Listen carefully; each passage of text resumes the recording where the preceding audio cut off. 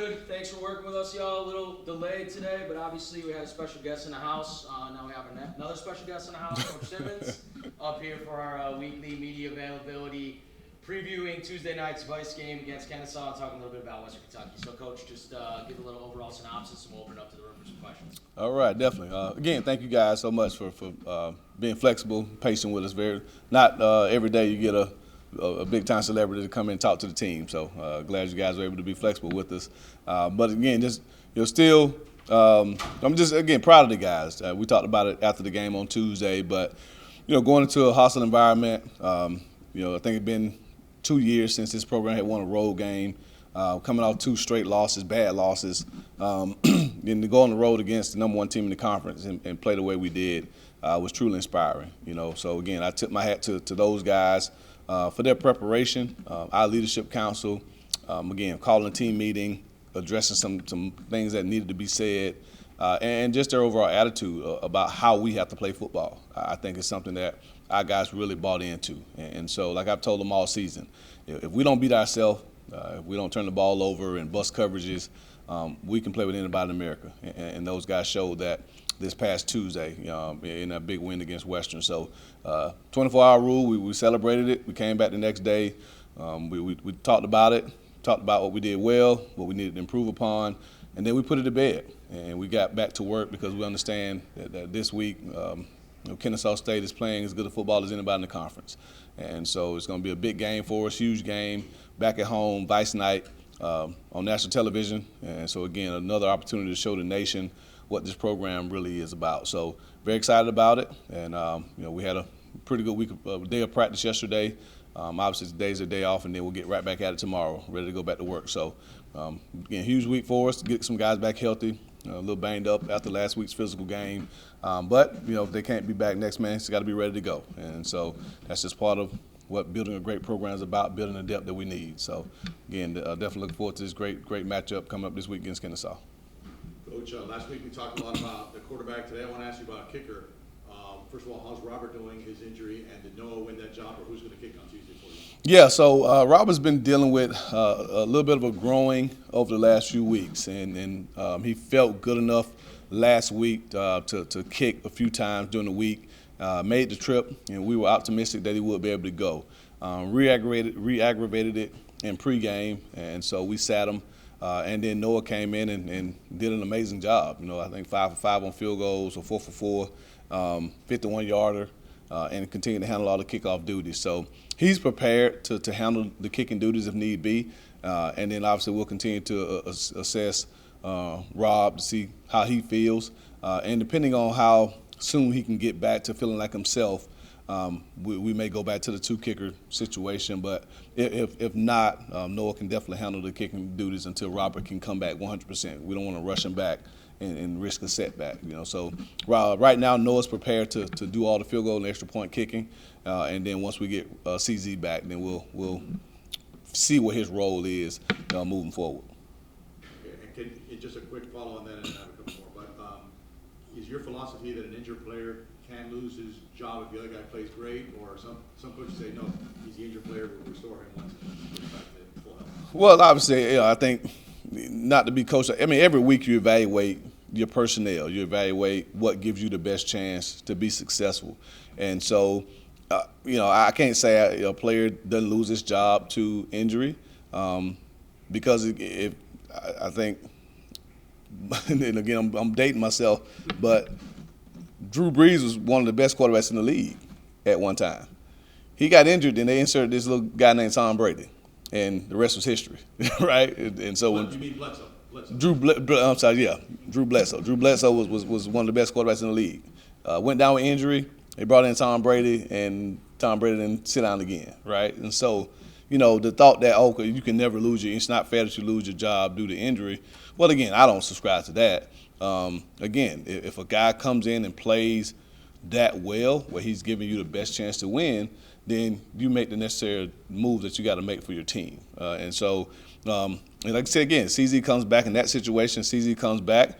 At that point, we'll assess, okay, well, is Noah kicking full-term field goals, extra points, and kickoffs best for our team? Or is it better to split the reps between 2 guys if Robert comes back and he's to his previous form, where we feel good with him from 30 yards and in. And so if that's the case, then we have to do what we feel is best. But if it's not in the best interest of the team to split the reps, then we're going to go with the guy that we feel has a hot hand. So that's just kind of the philosophy that we take. Okay. I want to ask you about the trick play that almost worked. So just come and Lights was open.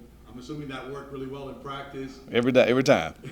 Were there other guys you considered for throwing the ball there, or JoJo was looking good? And talk a little bit about that play. No, JoJo has been the guy. You know, he was the guy the entire time, and I thought he did a great job. For whatever reason, I guess maybe when JoJo had to kind of stutter to make the defender stop his feet so he can get the ball off, I think Lights may have thought that he was not going to throw it, and so he pulled up. I mean, JoJo made a phenomenal play, made a great throw, and because Lights stopped, it didn't work, right? And so it's just one of those, that's why I call them trick plays. it's high risk, high reward.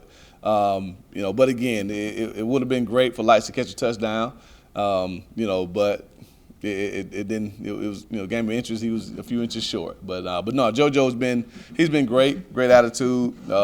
You try to find gadget guys that can maybe throw a ball here or there. I don't know how many we have on this football team, but JoJo has shown that he's a guy that has the ability to throw the ball as well as running and catch it. Last one for me. Just give us, if you could, Coach, a little injury update. How's Dwight doing? How's Lights doing with the ribs and everything?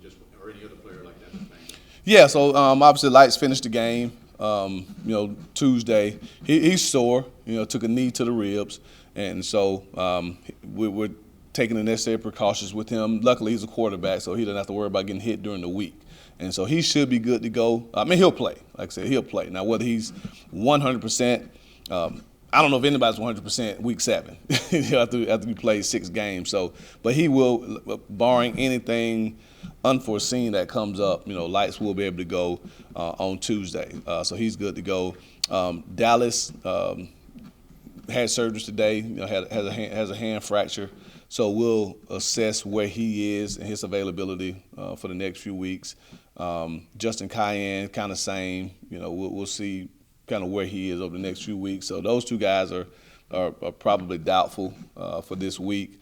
Braden Staten is probable. We're hoping that we can get him back. From concussion protocol. Same with Dwight Nunu. Same with Kanai Smith.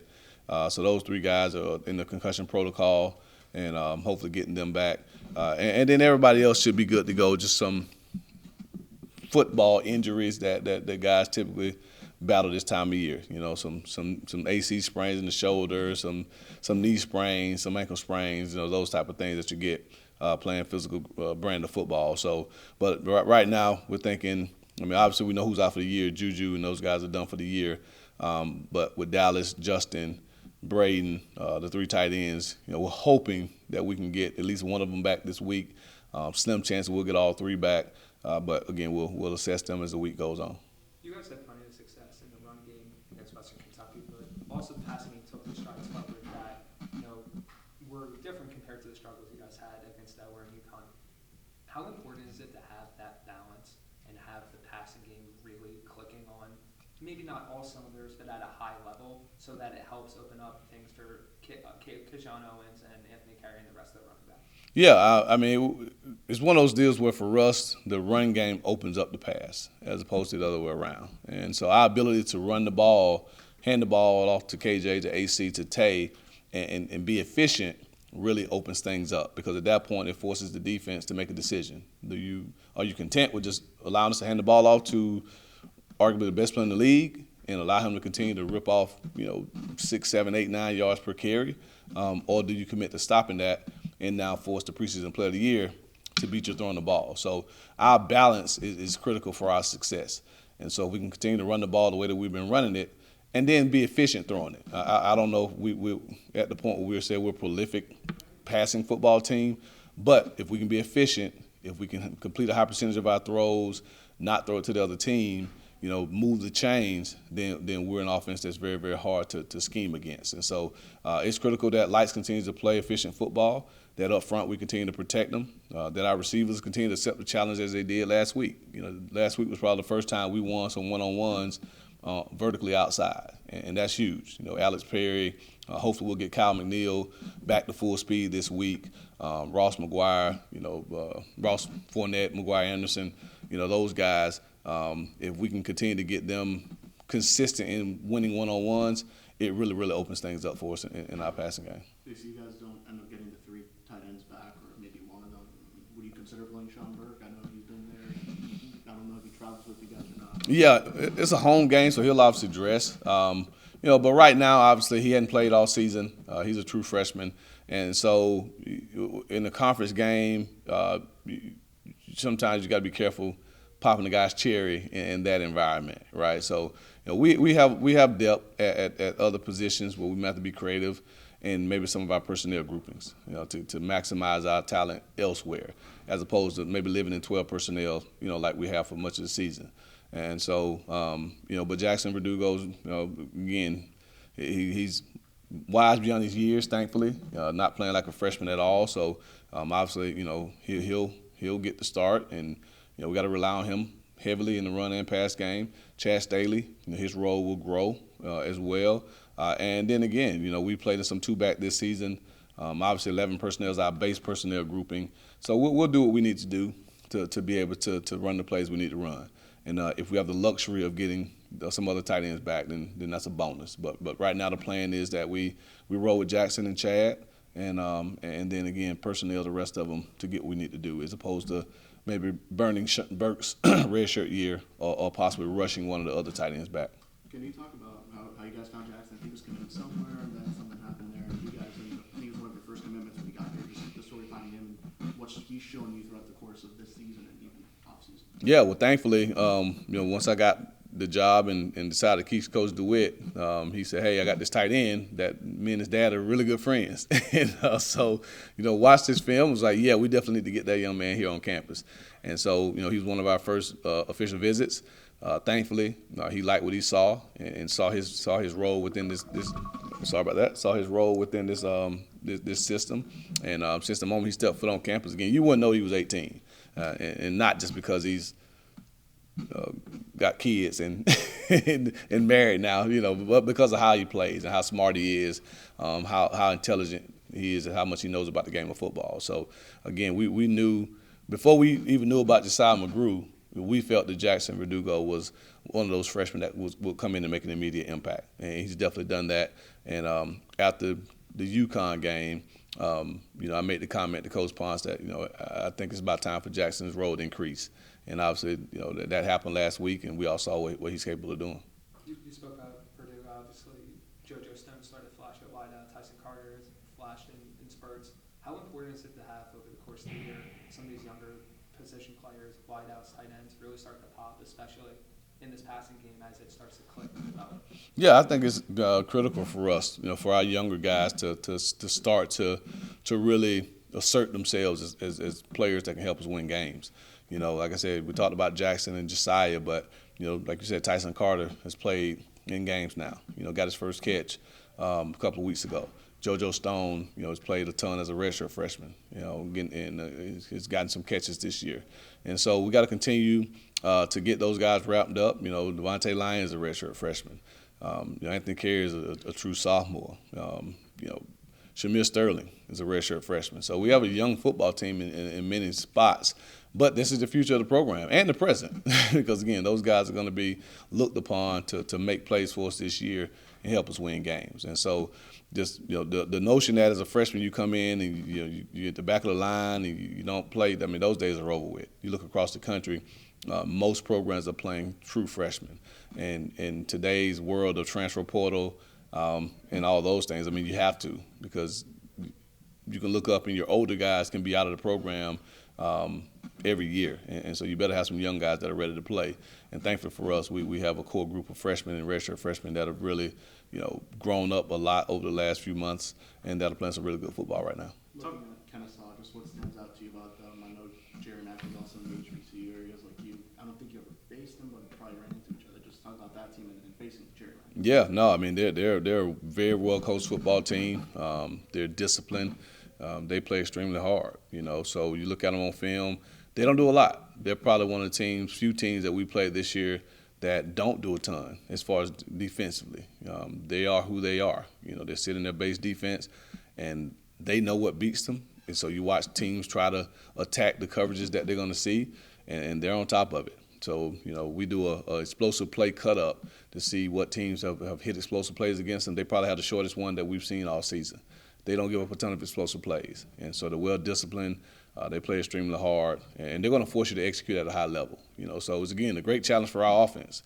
That's what you want. For us, it's, again, every week we play a team that does that. I challenge the offense to say, hey, they're saying if you execute, then you'll be able to move the ball against them. But if you don't execute, they're going to make it very difficult for you to win the game. And so for us, execution is at a premium this week. We have to match their intensity, match their effort, because you do see them fly around on film. You do see them make plays, chasing the football, much like we did this past week against Western. So that's our identity. Apparently that's become their identity. And so which team can bring the juice, which team can bring the energy, that's going to be the team that gives itself the best chance to be successful next Tuesday. Coach, you talked about explosive plays. I don't know if you're aware, but FIU is currently in the top 10 in the nation in explosive plays, 20-plus yard plays. Just talk about how that was a focus for you coming in. And I know maybe they haven't all happened through the pass game, but just kind of talk about how you've been successful with that. Yeah, I mean, I definitely didn't know that stat, so I appreciate you for making us aware of that. But, again, we say it's a playmaker's offense. I think every year I've called plays, now going on 13 years or so, we've been able to manufacture explosives. Most of the time they've been in the passing game. I think this is the most explosive runs that I've been a part of. And that's a testament to the offensive line, the job they do every day, straining, creating running lanes, and then that's, again, testament to KJ, AC, Tay, those guys. When they get in open field, they make guys miss and are able to turn those 5-yard runs into 20-yard runs. And so I think for us, if we can continue to do that, again, it makes us very, very difficult to defend. The luxury of being able to turn around and hand the ball off and rip off 10, 20-yard runs is a great feeling. And if we can continue to develop our passing game to where now we can have those explosives in the passing game, it really makes us dangerous. So we'll continue to preach that. But again, it takes all 11 for those explosives to happen. It's not just up front. It's not just the running backs, but it's receivers blocking downfield. It's tight ends winning the C gap. It's all those things, all those elements combined that creates those explosives. So we'll need it. And so hopefully with that stat, it gives our guys some encouragement to know that their hard work's paying off. Talk a bit about the quarterback situation at Kennesaw State. It's certainly changed a lot as the season has gone on for them, though Dexter Williams had great success against Louisiana Tech in their last games. Just talk about how you're gearing up for whatever they could throw at the quarterback position, and maybe how difficult it's been with the limited film for Williams specifically to get ready for this matchup against Yeah, obviously when you have to evaluate or scout different quarterbacks, it creates some challenges for you because obviously they have different skill sets. And their job as an offense is to cater their system around whoever's the trigger man. So, but for us, it's the same. It's playing fundamentally sound defense. It's keeping the ball in front. It's tackling the catch. It's running to the football. If we can do those things, much like we did this past week, it really doesn't matter who's at quarterback. We have the ability to be a top defense if we hold true to who we are. And so I think that's a challenge for our guys is to be consistent. We talked to them today after the game about how to handle success. We had a huge win a few weeks ago, and then we took the foot off the gas the next 2 weeks and did not play really good football. So, again, for us, okay, we've shown we can win big games. We've shown we can beat rivals. Okay, now what do we do when we come back in the building the next day? And that's the maturation of this football team. So, again, if we have a great week of preparation, if we have the mental focus that it takes to go out and compete at a high level, then it doesn't matter what they do or throw at us. We'll be prepared and we'll play good football. A lot of players contributed to holding Western Kentucky to just 6 points. But talk a bit about the game and the breakout season that Mr. Clark has had on defense. Obviously, huge pick against Florida Atlantic, another pick against Western, and he also tipped the pass that led to another interception. Just talk a bit about this year that Clark's having. He's having an amazing year. He's playing as good a football I think as any defensive back probably in America. And the two great things about both interceptions is they were both in the red zone. Both in the end zone basically. Against FAU, going into halftime, big interception there, and then Tuesday against Western, as they're driving the first drive of the game, their first drive of the game, gets a big interception right there in the end zone. So again, him being opportunistic, getting his hands on balls, the tip ball that he had that Josiah intercepted. He's leading Conference USA in pass breakups right now. So again, he's another one of those younger DBs. He's only a sophomore that's playing extremely good football. So you look at our secondary, and I know I joke around about it all the time about not hyping them up. But I think you'd be hard pressed to find a more complete secondary, especially at this level, than what we're playing with right now with Shamir and Josiah, Mister at the safety and nickel spots, and then Deuce with Vic, at the other corner. So those guys are all playing really good football, and if we can keep them healthy and keep them playing at that level, I think it's going to make it really difficult for teams to consistently move the ball against us. Can you talk about Zion Chapman? I think he had the forced fumble, also had the sack, quietly had a really nice season. I think he's starting to start for you guys a little bit more too, because I think he was one of the last guys you also brought in here, the spring quarter. Just talk about him, what he's shown you. Yeah, definitely. Zion was a guy that we were excited about when we got him out of Lackawanna. So, good size, good motor, good athleticism, and now that he's more comfortable with the scheme, he's starting to make those plays for us. And so he'll definitely need to continue to do that. It starts up front with us on defense.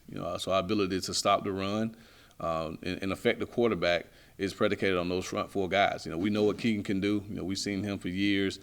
Kenton Simmons is really coming to his own. Sue's playing good football, and now with Zion, taking those steps and becoming the player that he is really giving us a formidable defensive line. And so our success moving forward will be predicated on those four guys continuing to play at a high level. So glad to see Zion make some plays, and hopefully he can make a bunch more.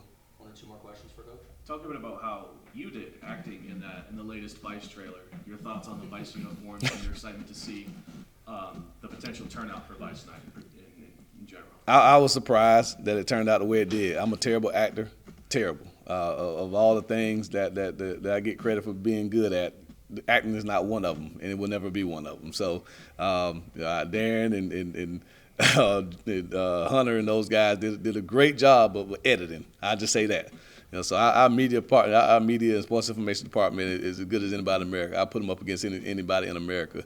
And when I saw the final, because again, you sit in the green screen and you do a couple of individual takes, and then you go travel across campus in the rain. Thanks for that, Darren. In the rain to shoot some steal shots. You don't know, So it's almost like football, right? Because nobody sees what we do during the week. You just see a product on for us Tuesday, mainly Saturdays, and hopefully that product looks really good, right? But behind the scenes, there's a lot of work that goes into it. It's no different with that 30-second video, or however long it was. There was a lot of manpower, a lot of hours that went into making that pop the way it did. So again, I tip my hat to those guys because it's a big time video. I mean, I got a lot of compliments from that because they made me look good, and it's hard to do acting making me look good because it's the one thing in the world I wish I could do, but I'm god awful at it. So thankfully we got a great team that can make me look good. What about Keywan though? That high speed chase, how would you rate his acting? About like me. Keywan's about as bad as acting as me. So again, they made both of us look really good in that video. But I mean, if you're an FIU, if you're a fan in general, you see that video, if that doesn't make you want to come out and watch this game on Tuesday, I don't think you have a pulse. But again, phenomenal looking uniforms, just great atmosphere Tuesday night here at Pitbull Stadium on national television. I'm definitely looking forward to seeing Panther Nation show up and support these guys. Anything else, Coach? All right, appreciate you, Coach. Thank you, guys. Appreciate it. So next up for this week's media availability, previewing the Vice game against Kennesaw on Tuesday / recap of WKU, Jackson Verdugo at the podium. True freshman, it might not look like it, but that is a true freshman right there in front of you. So Jackson, just an opening statement sort of about how things have been going for you since you've been at FIU, and then I'll open it up to the room for some questions for you. Yeah. Yep. Name's Jackson Verdugo. I came here in the spring, graduated high school early, spring ball. It was kind of similar situation as it is now. There were only 3 tight ends in the room that were really getting like good reps. I started out number 3 and just like kept working every day. And I think the older guys in the room, Dallas and Brady, and then we got Justin, they really just like helped me. And then Coach Ponce is obviously, he's just a phenomenal coach, you know, no plays off, nothing like that, no slacking, anything like that. So I've just been learning and getting better every day, fundamentals, overall picture of the offense and everything like that. Talk about your touchdown. What was the play, and how did it feel to get that? Oh yeah, it was a great feeling. Really excited I got that. My parents were there, so glad that they were there to see that. You know, had an over route and linebacker manned up on me, so I knew he wasn't going to guard me. So just got over there and Keywan made a great pass in stride, didn't have to break stride, and just had to make a catch through contact. Your dad was a quarterback. Did you ever play the position? I tried to in middle school whenever I first started playing football, but I didn't have the arm like he did. Can you talk about just, you know, your, I guess, journey here a little bit? Like, I think you were committed maybe to Charlotte, I think it was. Yeah. Just what was that like for you when you found out, oh, there's a coaching change there, but FIU, you know, was here with Willie, now coming in and all that stuff, and just kind of, you know, certainty during that time for you too? Yeah. Coach Biff and Coach Brewster up at Charlotte, you know, they're great people, great coaches, so I was really excited for that opportunity. You know, Coach Biff got let go, so just me and my family thought that it was best to reopen up the recruitment and stuff like that, you know. Really didn't have anywhere to go. Other schools had already taken other guys and stuff like that. So I went up to Delaware, took that visit, and then I had the FIU visit later that week. Coach DeWitt and my dad, great friends. Coach Simmons saw my film, you know, let me come visit and stuff like that, and I loved it here. Great situation, obviously. Braden Staten was the only tight end on the roster, so just for like playing time early and stuff like that was great. Jackson, I'm told you're married and you have kids, right? Yes, sir. Can you talk a little bit about your family? How old were you when you got married? How old are you now? I'm 18 right now. Yeah, and then I got married whenever I was 18. I got married May 1st this year, and I had my first kid whenever I was 16. Tell me about your kids.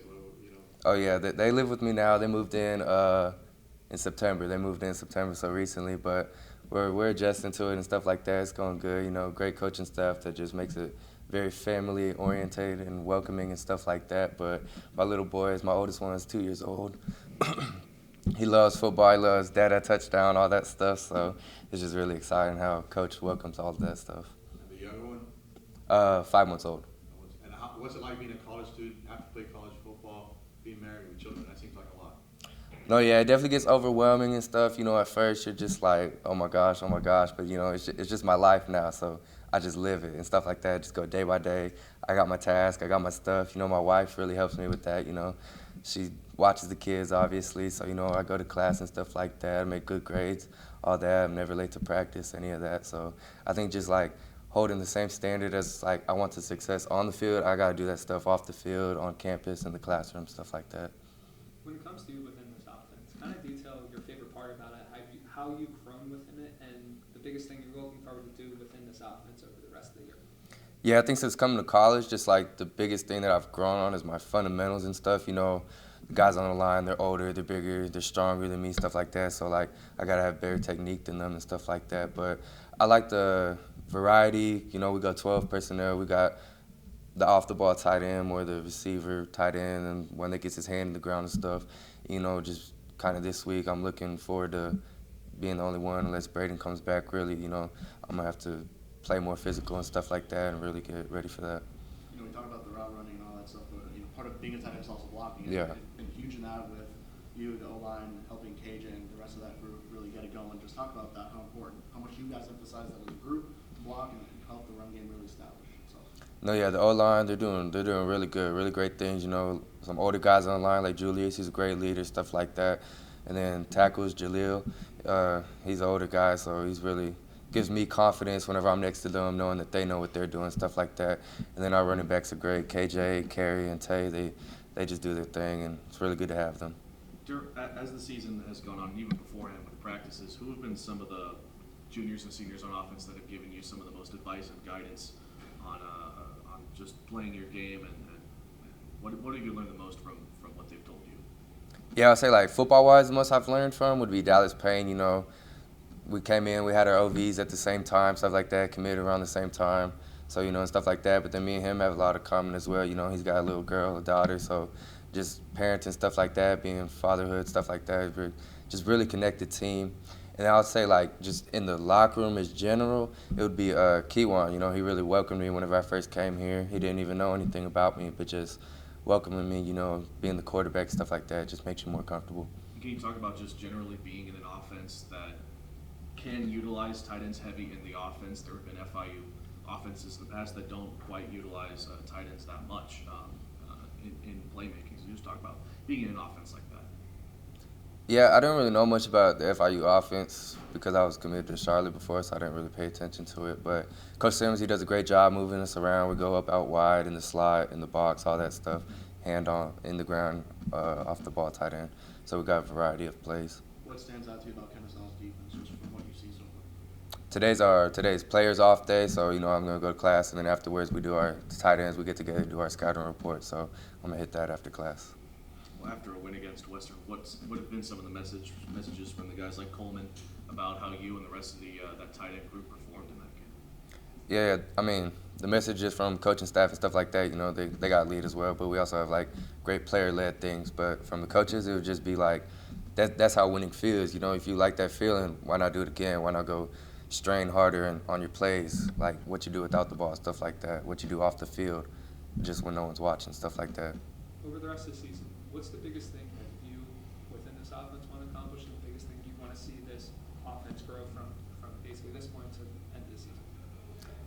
Yeah, obviously we had our players meeting, stuff like that. You know, we had to fix some things, and I think we responded really good. You know, Suey, he's in our leadership counselor. He took over. He called the meeting. He led the players only meeting, stuff like that. So great to have him. And then from football wise, I would just say run game. We just gotta keep it where it's at, and then it'll open up the passing game. You know, Alex Perry, you know, he had his big first quarter and stuff like that. But I just think everyone else contributing to that pass game will really help.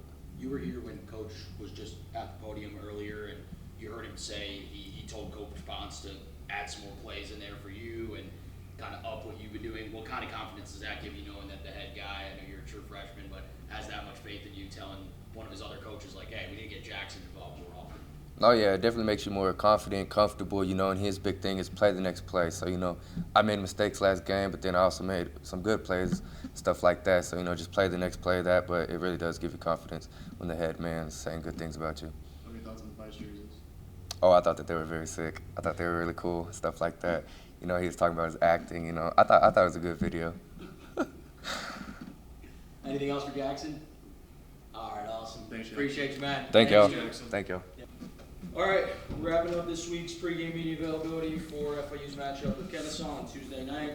Doubles as the Vice game with assistant coach, offensive line coach Edwin Pata. Coach Pata, thanks for joining us today. Just give an opening statement about how the guys up front have been playing this season, specifically the last game against WKU, and then we'll ask you some questions, all right? I think the guys been doing a job every week of building that camaraderie, playing together.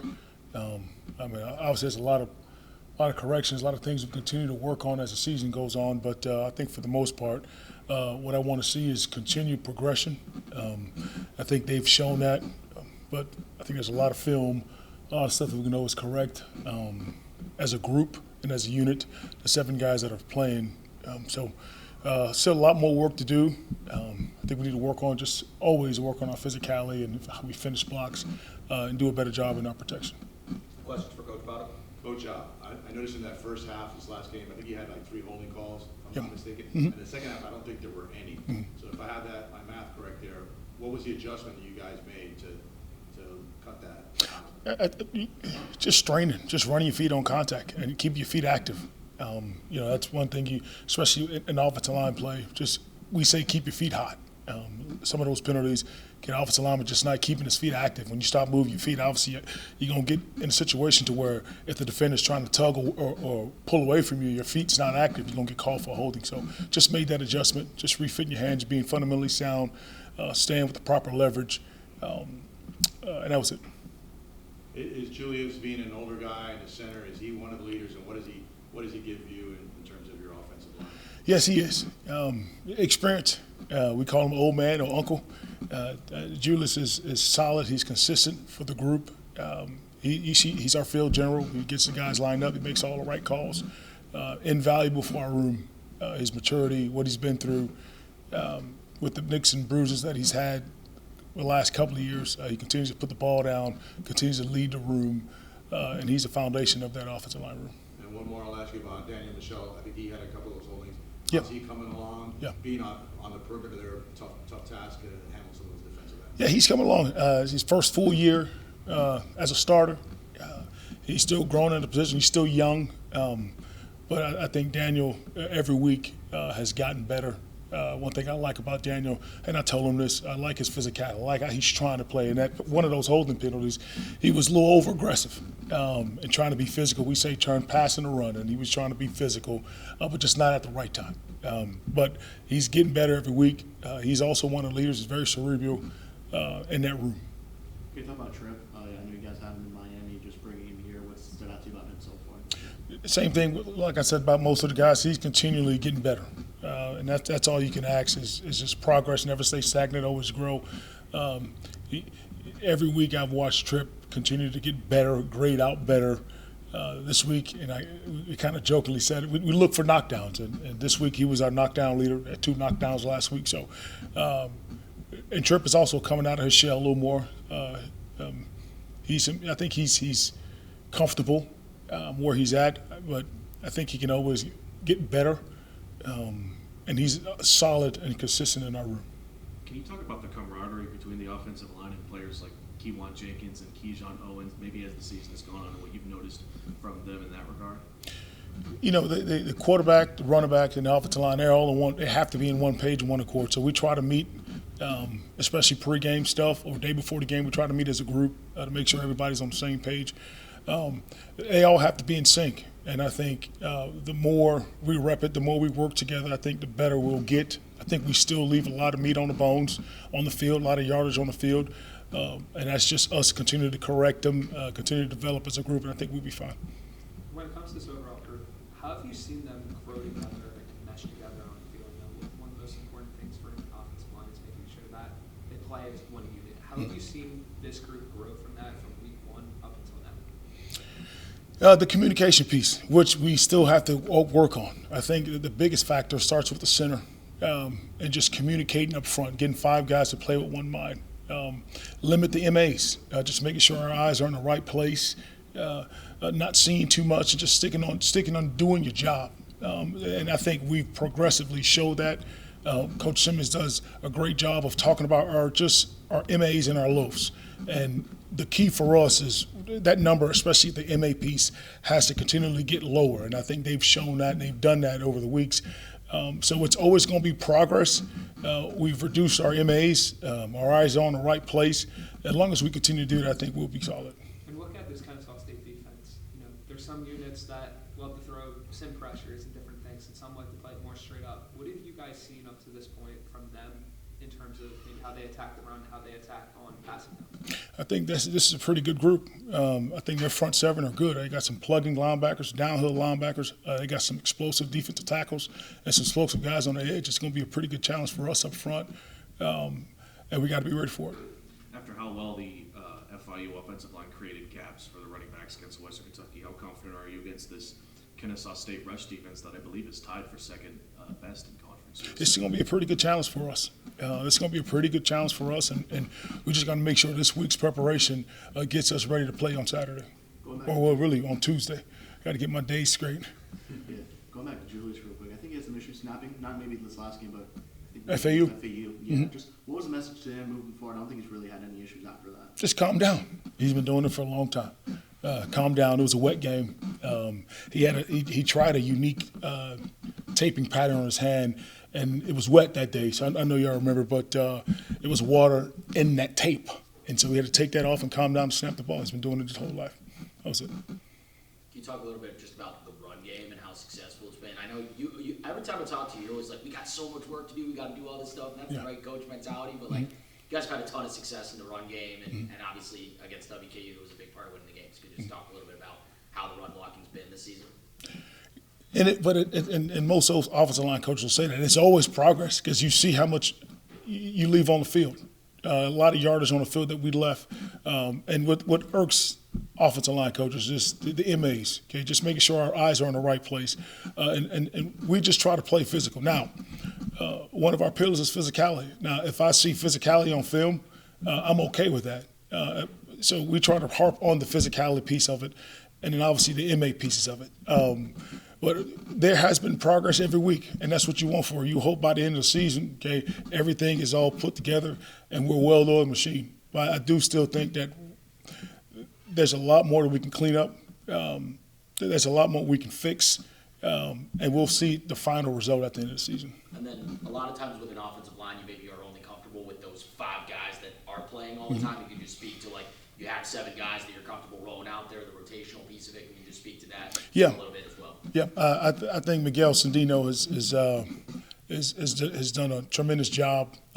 You came in here, worked his way right up there. Him and D. Mitch was neck and neck for that starting right tackle position, and so he earned that right to play, and he's continuously gotten better and pushes D. Mitch, I think, as well. And I think they complement each other and they push each other. Same goes with Zaire. Zaire and Tripp, those guys rotate. Zaire is also a guy who's contributed where he was at before. He's also earned that right to play. And so I think they also push each other. No matter what week it is, by the end of the week, we'll determine who's the starter. Now, it's been D. Mitch, but by the end of the week, we'll determine who's going to start the game because those guys are pretty much at the same level when it comes to playing. What were your thoughts on Willie's acting in the Vice video? I'm sorry, what What was were it? your thoughts on Willie's acting in the Vice video? I haven't seen it yet. No, I haven't seen it. But I heard Coach Simmons talk about it earlier. I'm really got to go watch it and check it out.